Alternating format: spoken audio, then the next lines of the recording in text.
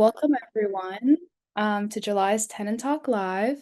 Today's theme is leveraging local elections to advance housing justice. And for those of you who regularly attend Tenant Talk Live, you might notice a new face leading today's session. And so I just want to take a moment to introduce myself. My name is Kenza Idrissi. My pronouns are she, her, and I'm currently serving as a tenant leader intern here at the Coalition. I help Sid, our wonderful manager for inclusive community engagement, with our tenant engagement and racial equity work, and have been with the Coalition for almost a year now. And again, you are joining Tenant Talk Live, where we provide opportunities for residents to connect with NLIHC and one another, share best practices, and learn how to be more involved in influencing federal housing policies and also lead in their communities. And so we're really thrilled today to have some incredible guests. But before we dive into our conversation, I'd just like to share a few updates from the organization and give you a chance to connect with each other as tenants. And to start, let's take a moment to go over our community agreements, which you'll see on our screen shortly. We'll also drop a link in the chat for easy access. And as always, if you have any questions and would like to suggest any edits or additions, please feel free to reach out to Sid directly, and we'll drop Sid's email in the chat as well. So I'll just read them out for everyone. Number one, treating others the way they want to be treated. And so in other words, please consider how others want to be treated and how that might differ from how you want to be treated. This rule differs from others because it rejects the idea that reciprocity is the norm and favors empathy and grace instead. It encourages participants to build connections and understands each other's preferences. Number two, we show respect to others by being considerate of our interactions and accountable for our actions. Number three, we listen actively with an open mind and empathy. We listen with the intent to learn something of value from those who are sharing. We are as attentive to and present with each other as possible. And lastly, number four, we take up space and remember to give space to others to ensure everyone feels empowered to contribute to the conversation. This includes muting your microphone when others are speaking. And so these are our community agreements. And so we'll be sending out some materials which will include these community agreements and links shared in the chat. And this will be in our recap email this Friday, July 11th. And so to ensure that you guys receive those, make sure that you are signed up for our connection email, and we will put that email in the chat right now. And so lastly, some logistics. Please make sure to use the chat for any questions that you have that come up throughout the webinar. And we ask that you stay muted if you are not speaking. But before we hand it over to our guest for today, we'll be starting off today's call by giving you a chance to connect with one another and break the ice and build some community. And we will be doing this by putting you out into breakout rooms, and you will have 10 minutes in these breakouts, and you'll have the option to share, what's a win, personal or collective, that you've been celebrating even quietly recently. We'll also put that question in the chat, but I'll repeat it again. So what's a win, personal or collective, that you've been celebrating even quietly? And so we'll put you in some breakout rooms.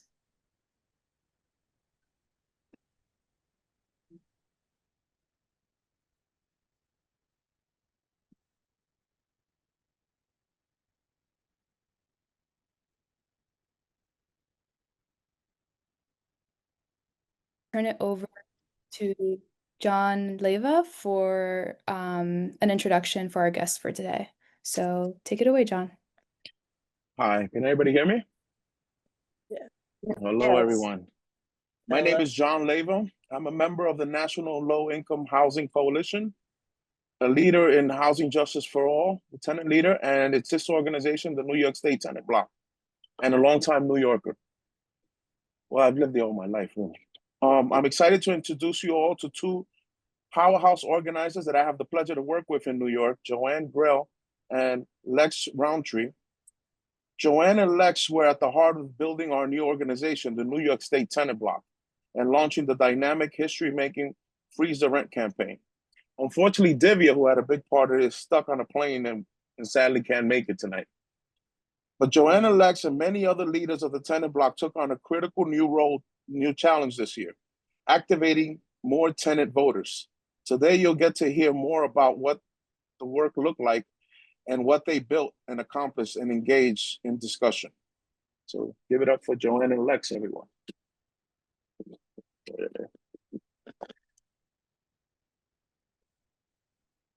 Hi, everyone. Hope you're doing well today, this evening. It's a beautiful evening in New York.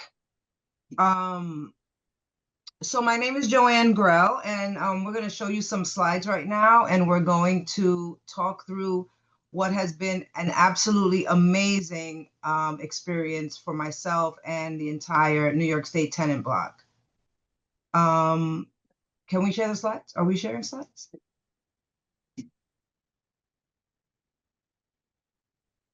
All right. So we're calling this presentation Tenant Power Rising, the Fight for a Rent Freeze in New York City. Next slide, please. Freeze the rent. How many people think the rent is too high? Raise your hand or put We know it in New York, Joanne, it's high. Okay. Next slide, please. California too. Okay. It's nationwide that the rent is too damn high. So who are we and what is the New York State Tenant Bloc? Well, the New York State Tenant Bloc is an organization made up of tenants, mostly tenants from around New York who came together to build power and take on real estate lobby. It grew out of the Housing Justice for All movement, and it's focused on turning tenants into a real voting force in elections. In New York City, we make up 70% of the population. Next slide, please. And so let's talk about the why of the New York State Tenant Bloc. Well, most of us, if not everybody in this room, is frustrated by skyrocketing rents, right? And deteriorating homes. Many tenants shifted to the right or, decided not to vote in an election because disenfranchised by housing instability, and tenants generally do not vote as much as at lower rates than homeowners. And that is because we don't have anyone to vote for. No one spoke our language. And how did we plan to do this? How did we plan to create this powerhouse of tenant voting block? Well, we were going to organize tenants. This was the plan before we got it done, but you'll hear soon some of the highlights of the campaign. But the goal was to change the balance of power, right? Because for too long, landlords and developers have had all the influence in City Hall, in Albany, and the goal was to give the power back to the tenants because we make up a majority. So tenants are now getting organized, we're making demands, and we're making sure our voices are heard from Albany to the ballot box. Next slide, please. Because when I learned that tenants were a majority, a 70% majority in New York City, I was on board. I said, you mean we do have a chance to win? We can change the outcome of an election if we just vote? And the answer was yes. Next slide, please.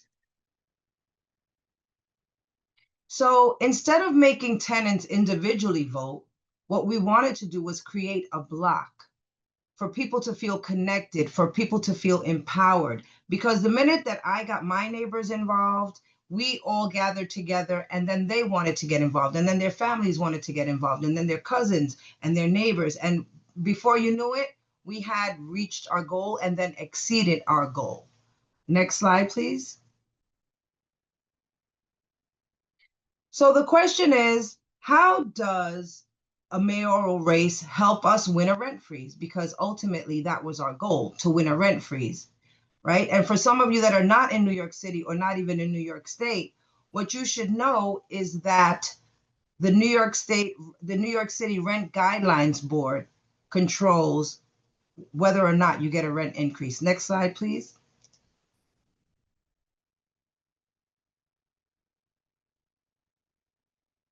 Okay. Oh, that's a blank slide, but that's okay, because I'll talk about it. Okay, so the Rent Guidelines Board is a broken system. It is a board that's made up of 9 members, which are appointed by the mayor. And the mayor, therefore, by nature of appointing them, has some influence and control over them. For example, in 2015 and 2016, Mayor Bill de Blasio influenced the board enough to freeze the rent for 2 years. 2 years in a row, he did that. And then a third time during COVID. But Mayor Adams, our current New York City mayor, raised the rents by 12% cumulatively, which is, that's a word that's hard for me. But anyway, over the last 4 years. So before this year, which went up 3%, it was 9%. And now it's 3 more percent, that's 12%.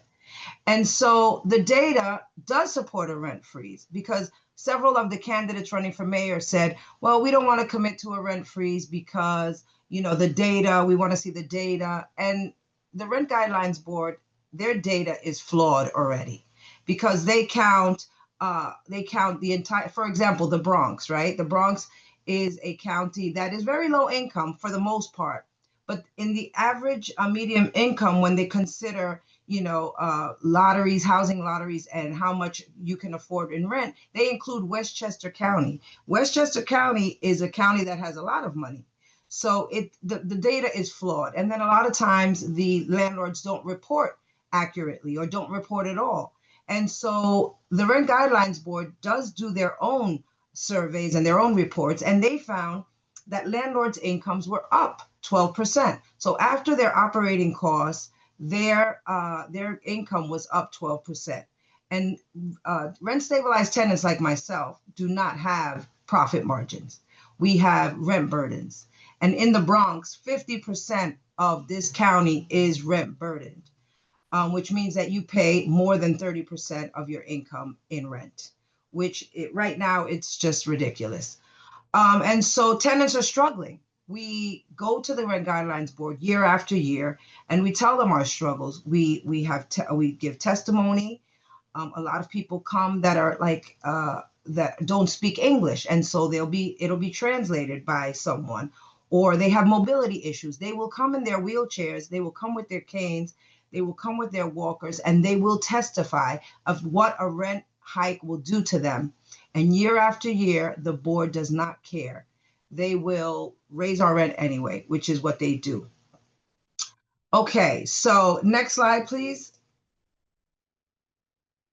So what we found was that the Rent Guidelines Board does not care, right? And so we decided to take matters into our own hands. And so what we learned is that in 2021, 941,000 people voted, and the mayor, Eric Adams, won his race by 7,000 votes. So now if you do the math, if we have 20,000 signatures, which was our goal, and 20,000 of us vote for the mayor that speaks our language, we could literally change the face of politics in our city.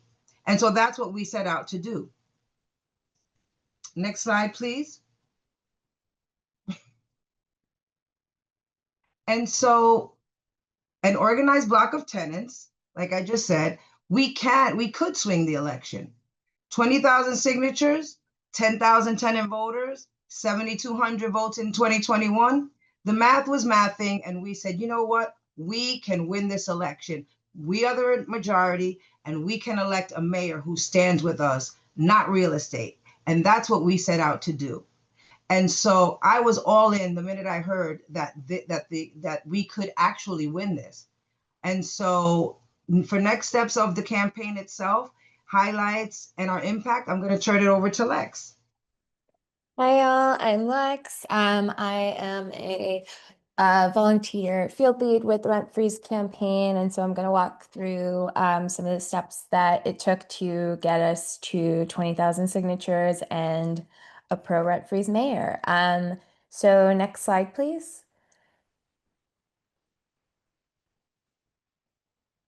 Yeah, so the next couple of slides are just going to be some photos, but a lot of this was, I think, getting out on the doors. So we would have, I think, a lot of different canvases. We tried to focus on specific areas where we or the different member groups of the New York State Tenant Bloc, we have some that are in all over the city, but I think we tried to focus a lot on Chinatown, Flatbush, Washington Heights, in the Bronx where Joanne is, in different areas of Queens. And so this took many different forms, whether it was weekly canvases. I know that I hosted some in Flatbush. We would also have citywide canvassing days where we would have hundreds of volunteers going out and door knocking on rent stabilized units, and letting them know about their power as a tenant, and their ability to elect people that are serving their interests. And so we would usually have those on the first Saturday of every month, right around when folks would pay rent. So yeah, it was a really super powerful time. Having a lot of different community partners definitely helped and made sure that we were able to bridge the gap between all of the different communities that are, within New York City, and helping, get the, message of a rent freeze and our power as this tenant block out there. We also held, I think, phone banks near the end, trying to, again, then reactivate those folks that had been engaged. Let's go to the next slide just to see if there's which photos we have up there.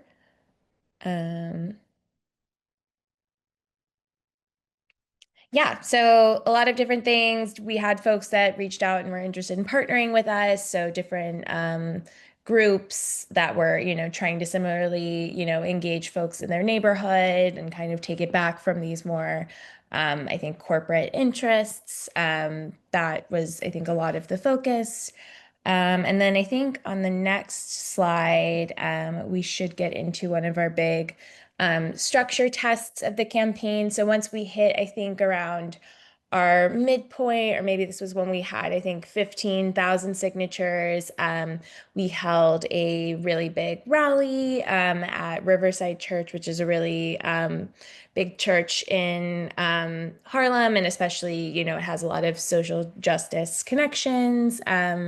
And so, yeah, it was to, rally around, the call for rent freeze. I think the amount of effort in celebrating the pushing that we had done to that point to get different candidates to adopt rent freeze as part of their platform, and to take seriously the call for a rent freeze. And so, yeah, this was a really huge moment for us. I think we had over 1,000 people come out and support. And yeah, this was, I think, even a difference maker. Some people mentioned that this was their first point of contact for the tenant block. And so, being able to continue on into this, back half of the campaign when folks were then, activated around the issue, and then realizing, okay, if we want to get this over the line, or if we want to have a rent freeze for next year, the next 4 years, these are our marching orders. Okay, next slide. And yeah, and then this is us celebrating our 20,000 signatures. I think in the end, we got, I think, close to 22,000. And I think we'll, as the year progresses, and the, election goes on, trying to continue to grow our list and make sure that more tenants are aware of their power, especially after this election. And I think the results of the election, people are definitely more aware. Next slide.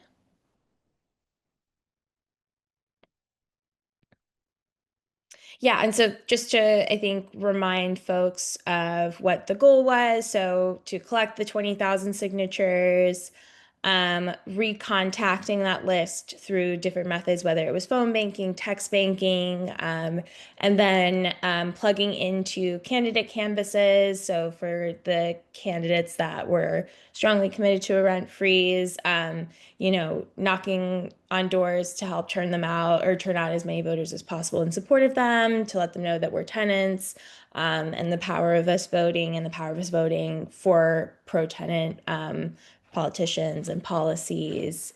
Yeah, and then I think we have one more slide for this section, unless I'm getting ahead of myself. No, actually we have two. Okay. Yeah, so these are some more. So we built, you know, a great, I think, coalition that was part of this. So Cab Voice, which is a group that we are partnered with in Chinatown, and was one of the first to come out, I think, for one of the candidates that was in support of the rent freeze. CASA, which is Joanne's group in the Bronx, and a lot of different groups did a lot of deep neighborhood organizing to activate a diverse coalition of groups. So, you know, having a lot of, you know, folks in Chinatown. I think we moved a lot of people in Washington Heights as well. I know that we had some groups in, I think, some of the diverse neighborhoods in in Queens. So all over the place. It was great to help, I think, also develop skills and leadership skills of folks, both longtime tenant leaders and folks who were new. We had, I think, a couple of folks who their door got knocked as a result of this campaign. And then, you know, they became interested, they signed the petition, and then they themselves started knocking doors on, you know, within their neighborhood to help people turn out. So it was really exciting to see some of that growth together as I think, a coalition. And then to be able to put pressure both on mayoral candidates as well as the Rent Guidelines Board. Especially, I think the Rent Guidelines Board convened to do, I think, a revote on their, I think, the preliminary ranges. And obviously those ranges are, you know, not binding, but it was, I think, like one of the rare instances where they did choose to lower. I think it went from the minimum, I think this is for 1 year, being from 4.75 to 3.75, if I'm remembering correctly. So yeah, just a lot of exciting different things. I think then if we go, am I on the right slide? Yes. Okay. If we go to the next slide, yeah. So this is another, oh yeah. Okay. On the previous slide was some of the, I think, multi-generational coalition stuff with some of our Chinatown leaders. So this was not just, I think young people obviously showed out a lot for this election, but this was very much, you know, multiple or multi-generational. And so that was what was really inspiring about this, was having a large swath of people coming together under this shared banner of being tenants. And then the next slide, I think, kind of illustrates also that, you know, kind of coalition that we're building, that this was largely a movement led by women of color. And yeah, just really, I think, exciting and inspiring to see all of the leadership that came out of this work and seeing where we can go as this new formation in the future, in November and beyond. So yeah, and then this and that last slide for this little section before Joanne and I really get to the highlights. This is kind of the impact of our work. Rent ended up being a really huge issue for our mayoral election. And so this is an image from the second mayoral debate where they were asked how many support a rent freeze for this year for rent stabilized tenants. So we have every one of the major candidates, or everyone but two of the major candidates, raising their hands. One of them being Andrew Cuomo, the other one being Whitney Tilson, who I think was pro rent rollback. But anyway, so this is, you know, the impact of our work that we were able to, I think, from within the span of a couple months, get, you know, it from one hand to pretty much all hands. And so making this a more popular idea was something that was really exciting and inspiring. So yeah, I think Joanne and I are going to go into some of our wins and highlights. So I'll pass it back to you, Joanne, to get us started. Yes. So let me just say that I am not a paid organizer. What I do, I am a legal assistant at New York Presbyterian Hospital. So I don't do this professionally, but I do it from the heart because it is my passion and I love advocating for housing stability. And the reason for that is because I became a single mom when I separated from my husband with a 3-year-old and a 5-year-old.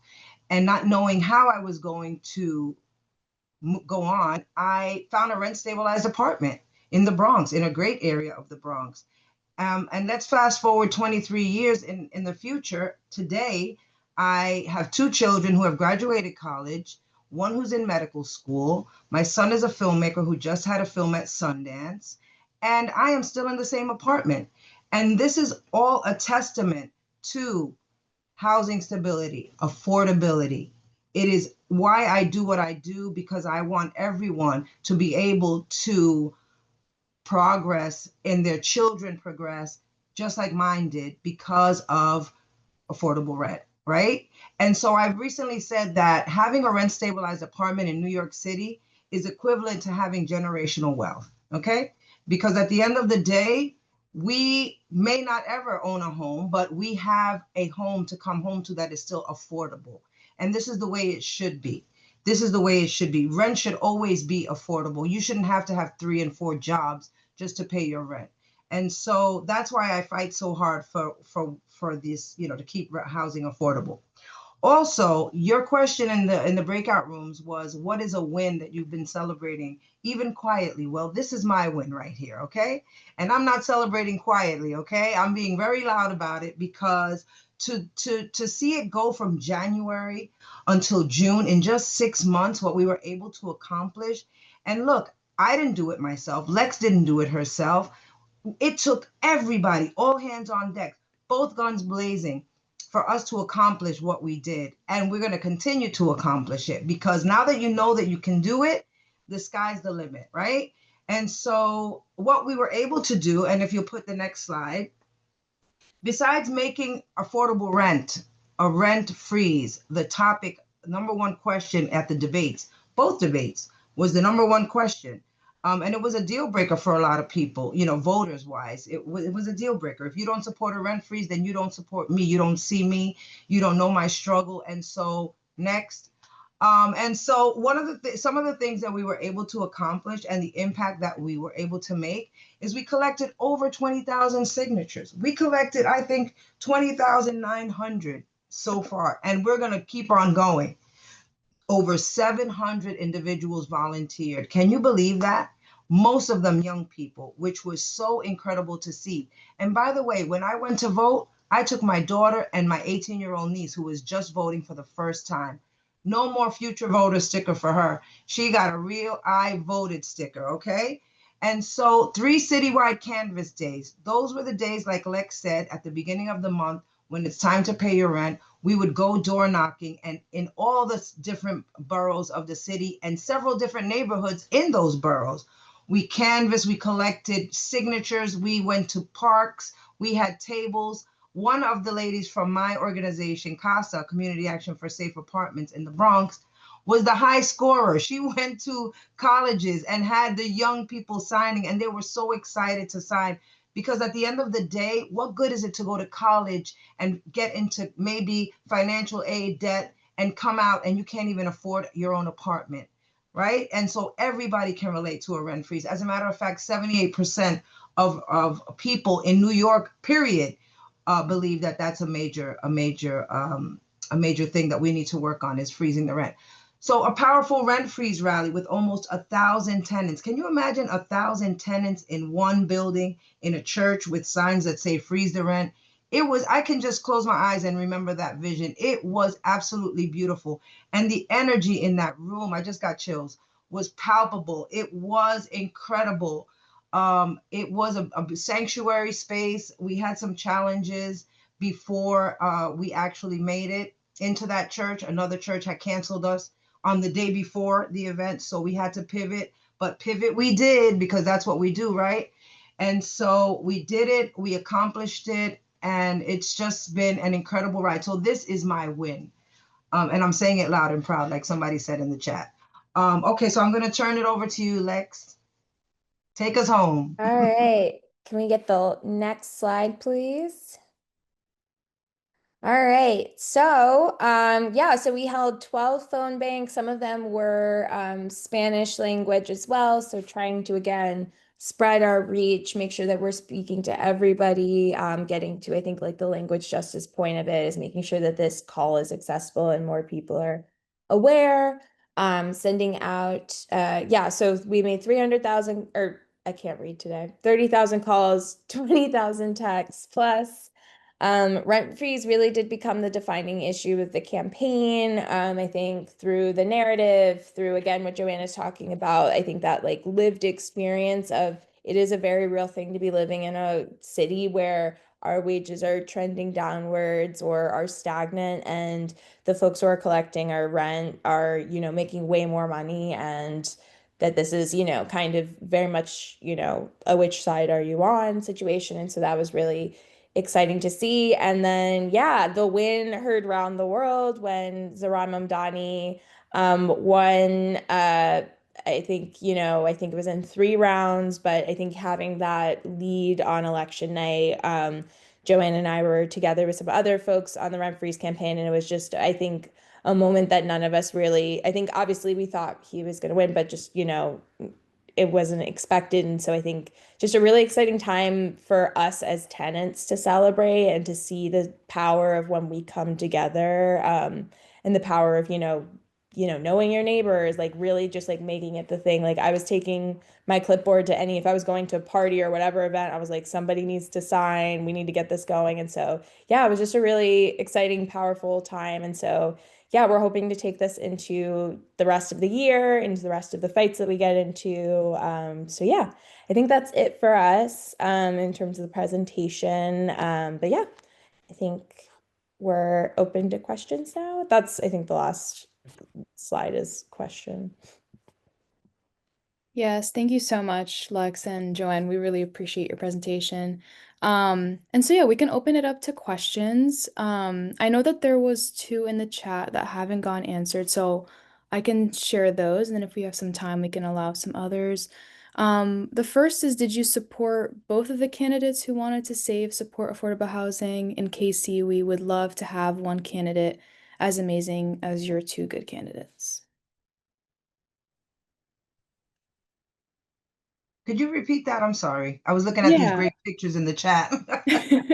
So, Vicky asked, did you support both of the candidates who wanted to support affordable housing in KC? We would love to have one candidate as amazing as your 2 good candidates.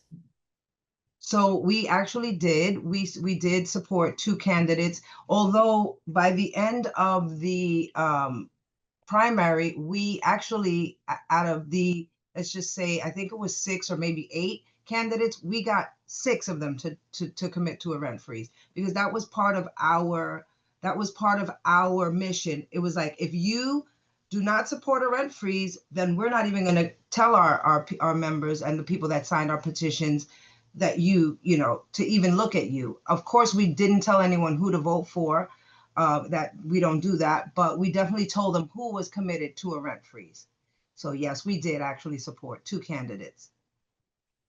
And just to make it, we have ranked choice voting in New York City, so in case that confuses some people. Right. So it was actually, we had to fill in like the 5 to just keep one guy, Cuomo, totally off, because he got like $30 million from real estate. Like it was like they really went hard for him. So just to keep him from winning, we had to like fill in the whole 5. But we really wanted Zohran though. That was really good. Awesome. I see Matt and Geraldine, but there was this one other question in the chat. Does the tenant block work with the New York City Housing Authority residents and the resident leadership? No, we do not. We are building a block of tenants to vote. We don't work with anyone in particular, but members of our coalition do. So for example, CASA, which is Community Action for Safe Apartments, does work with other organizations. And when I say work, we work with tenants in these housing programs to know their rights and to be able to empower themselves. We hold leadership development institutes, we do know your rights workshops, and we will even connect you with an attorney, because CASA is one of the founding members of the Right to Counsel Coalition, which established a free attorney for you if you're facing eviction in housing court.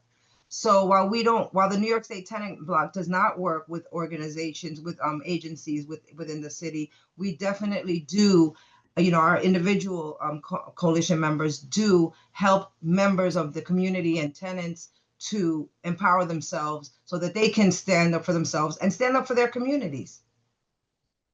And just to be clear, like the New York State tenant block is brand new.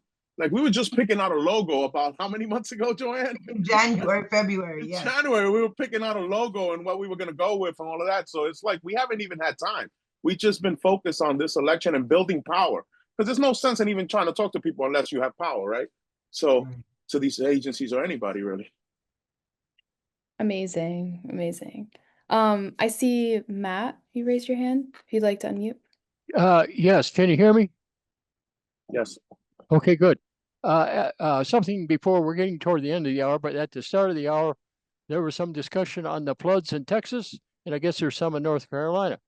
So I don't want to change the subject too much, but I think the national low-income housing should include, at least in a future session, the cost of renter's insurance, and flood insurance is optional in addition to the renter's insurance. To care for renter's insurance is optional for renters. If you have you're buying your house, your mortgage lender requires it's included in your mortgage. But renters, there should be some discussion, and some tenants should have their experience, how much their renter's insurance costs, where they're at, and the flood insurance and so forth, because it'll be more or much more depending on where they live and what part of the country and so forth. And that adds to the actual rental cost. You talk about rental fees, but your insurance can go up, and that renter's insurance is no freeze. They keep increasing that each year, and I do have renter's insurance. So that should be a subject that should be brought up in more depth, at least in one of your these hour-long meetings. Thank you. Thank you so much, Matt. And we do have, and sorry for, this is my first time chiming in today, but thank you for bringing that up. And we do have some incredible work happening around disaster recovery that might not necessarily always be covered on this call, but I do want to thank you for that feedback, and we'll hopefully cover it pretty soon, given that we are right in the middle of hurricane season too. So thank you. I'll drop some resources in the chat too. And I would like to say, this is Valerie from California again. We did have to deal with a lot of that, the fire insurance with the fires out here. And we had a bunch of the insurance clinics and went through a lot of that. So if you guys want to work with me, I can help work through that with you. Sid, are you gonna honor the raised hands before you close out these questions? Yes, I was gonna say thank you, Valerie, for speaking up. But for folks, if you just want to speak up, make sure to please raise your hand, and then I'll give it back to Kenza to wrap us up real quick. Awesome. Yeah. Well, I just want to say we're almost at time for today, so I just wanted to thank Lex and Joanne one last time for joining us and for all of you coming today. As always, if you have any questions or would like to provide some feedback for future Tenant Talk Lives, please email Sydney, and we'll drop Sid's email in the chat as well. And if you have any other questions regarding this webinar as well. And a few reminders, our next Tenant Talk Live will be on August 4th. At 6 p.m. Eastern Time, and we'll also drop that link in the chat to register. Second, we're also looking for blog post authors for NLIHC's On the Homefront blog on an ongoing basis. So if you have any questions or interested in participating, please email the outreach email, outreach@nlihc.org, which will also drop in the chat. And also, please don't forget to join our Facebook group where you can further engage with tenants and advocates from all across the country. So you have I have a hand. 5 minutes. You got Dr. Collins. You have her hand up, and my hand is up. awesome. Okay. Yeah, we can go with Miss Jerry, and then we'll just wrap up with those 2 questions. Okay, I just wanted to thank John and Joanne and Lex. I work with Lex at the Met Council, and I was part of that rent freeze campaign. Thank you so much for that presentation. Job well done. Thank you so much. Thank you, Geraldine. And Yes, this is Okay. Mrs. B. And I think this is a very important presentation, but I want to caution all the callers that NYCHA experience is unlike any other experience in the world. So you must not use that as a roadmap or a blueprint because it has its own issues, real issues. And I grew up in public housing in Boston, and at that time it was segregated. Blacks in one area, Italians in another area, Jews in another area, and Irish in another area. And in the Black area, all the residents were vetted. And the goal, I'm almost 100 years old, and the PHA was initiated to serve as a stepping stone to help residents to take advantage of opportunities like home ownership, those who want to build generational legacy, Section 3 for learning a trade or be part of the union, and Section 3 resident-owned businesses. These are meaningful programs created by HUD.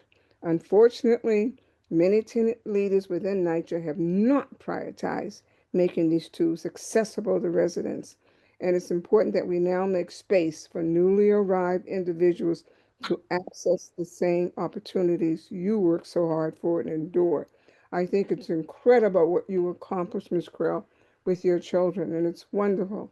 And I'd like that type of stability for housing for other people who come along so they can have those same successes as well. I think you all are doing an excellent job. I just wish that all the folks at NYCHA would just make sure that all the residents are taken care of. You have over 235,000 folks. You can do it. But whenever there's a press conference, anytime everybody shows up City Hall, there's no more than 100 and 200 people there. So when we know better, we do better. So keep up the good work. Thank you. Thank you, I Ms. think I think part of this presentation, a rent freeze is not going to work everywhere. Like I don't know what the situation is in Georgia or whatever, if it'll work there. But to just find that issue that does work over there and inspire people just to go out there and organize and canvass and fight for your issue. And NYCHA, I don't know. I mean, NYCHA has to do the same. I want to help NYCHA. To be honest, I don't know how to help NYCHA. I've asked, I've tried. I don't know. Some want to privatize, some don't. So I'm just gonna leave that at there. But it's just really to motivate everybody, to inspire everybody that this can be done. Look, it happened. I say we did it, but really Joanne was. If you look up anything with housing in New York City, by the third picture, Joanne will be there with a megaphone. Like Joanne is no joke. So John, all of us, we all did this. suggested to NYCHA 10 years ago that they need to break up and have their own NYCHA in each borough, because each borough has different issues. And the AMI in the Bronx does not work for the AMI in Manhattan. So each borough should have their own little mini NYCHA, the whole what you call for maintenance, your own general manager, your own crew. And that way it doesn't go to one centralized location. It's just too big. So that's But what you guys are missing. There's federal statutes that state in the federal regs that there's resident participation dollars for every NYCHA, every occupied unit. You got to fall back to the CFRs and make them put that money on the ground or show you what are they doing with the resident involvement dollars. For every occupied unit, there's $25 for resident participation. Are you aware of this? This is money that can be utilized to do what you need to get done. This is federal statute. You're talking about TPA monies. TPA money. Yes, this is money on the ground. All right, everyone. Not to cut anyone off, but we are at time. I'm sorry for jumping in like that. No worries. But Thank you all for joining. CFRs, baby, that's our Bible when it comes to these federal statutes. You do have the opportunity to get involved. That's what formulates the resident advisory boards. It pays for that. It pays for resident participation with everything. That's what you need to 24 CFR 961, 24 CFR 964. Read it, everybody. That's right. Read it. That's your Bible. That's right. All right, everyone. Thank you all for everyone who joined today for Tenant Talk Live. Please join our next one on August 4th. Thank you so much, John, Joanne, Lex, and have a great and wonderful evening, everyone.